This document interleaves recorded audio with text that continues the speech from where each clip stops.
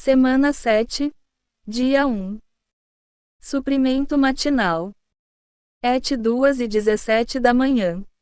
E acontecerá nos últimos dias, diz Deus, que derramarei do meu espírito sobre toda a carne. Vossos filhos e vossas filhas profetizarão, vossos jovens terão visões, e vossos velhos sonharão. Et 2:21 da manhã.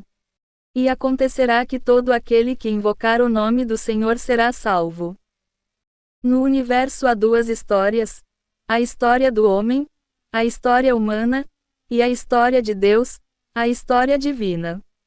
Podemos comparar a história do homem à casca de uma noz e a história de Deus ao cerne, isto é, aquilo que está dentro da casca. Embora seja fácil ver a casca, que é exterior e física, devemos ter uma espécie de discernimento intrínseco de modo a ver o conteúdo que está dentro da casca, para conhecer a história divina dentro da história humana. Estudo Vida dos Profetas Menores, pp. 101 a 102. Leitura de hoje. Dentro de si mesmo, o Eterno fez uma economia. Segundo sua economia, Deus deseja trabalhar-se no homem para ser um com o homem, ser a vida do homem, suprimento de vida e tudo, e ter o homem como sua expressão. A intenção de Deus em sua economia é ter uma entidade coletiva, composta de Deus e do homem, para ser sua expressão pela eternidade. Esta história divina começou com o Deus eterno e sua economia. A história divina continuou com a encarnação e o viver humano de Cristo. Um dia o Deus que criou o universo encarnou, sendo concebido do Espírito Santo no ventre de uma virgem humana e, então, nasceu dessa virgem para ser o homem-Deus, aquele que é o Deus completo e um homem perfeito. É maravilhoso Deus ter se tornado um homem chamado Jesus e esse homem ter vivido em Nazaré, trabalhando como carpinteiro, até a idade de 30 anos. A encarnação de Cristo e seu viver humano fazem parte da história divina, a história de Deus dentro da história do homem.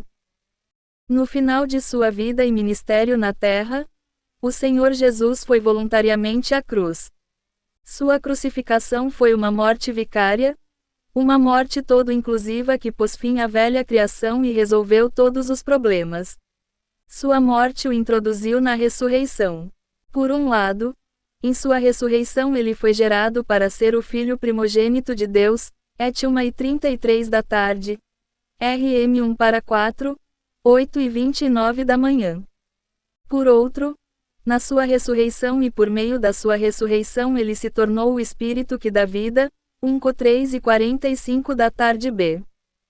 Além disso, através da ressurreição de Cristo milhões foram gerados, regenerados, por Deus, 1 p 1 para 3, para ser os filhos de Deus e os membros do corpo de Cristo, a Igreja.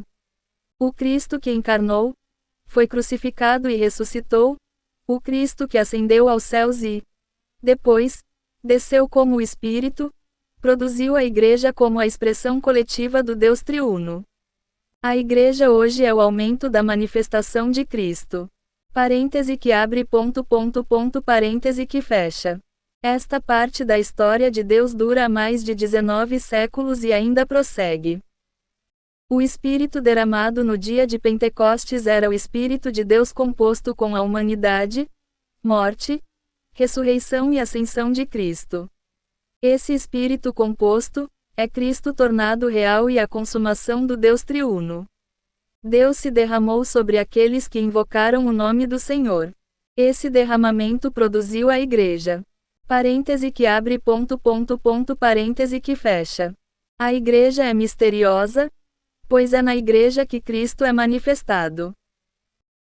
Através desse derramamento, todos os discípulos e as pessoas salvas no dia de Pentecostes se tornaram parte do Cristo coletivo. O Cristo individual se tornou, assim, o Cristo coletivo, o Cristo ampliado e aumentado que é a Igreja como a manifestação de Deus na carne, 1 terametro 3:15 da manhã -16.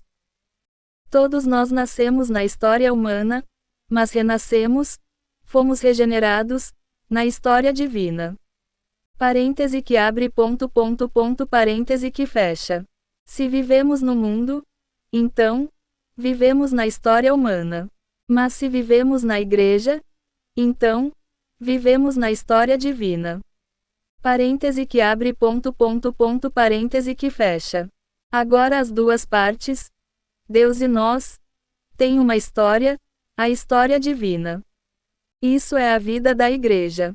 Estudo Vida dos Profetas Menores, pp. 102 a 103, 86-87, 104. Leitura adicional. Estudo Vida dos Profetas Menores, mens. 12 a 16, CWWN, volume 37, capitão 20.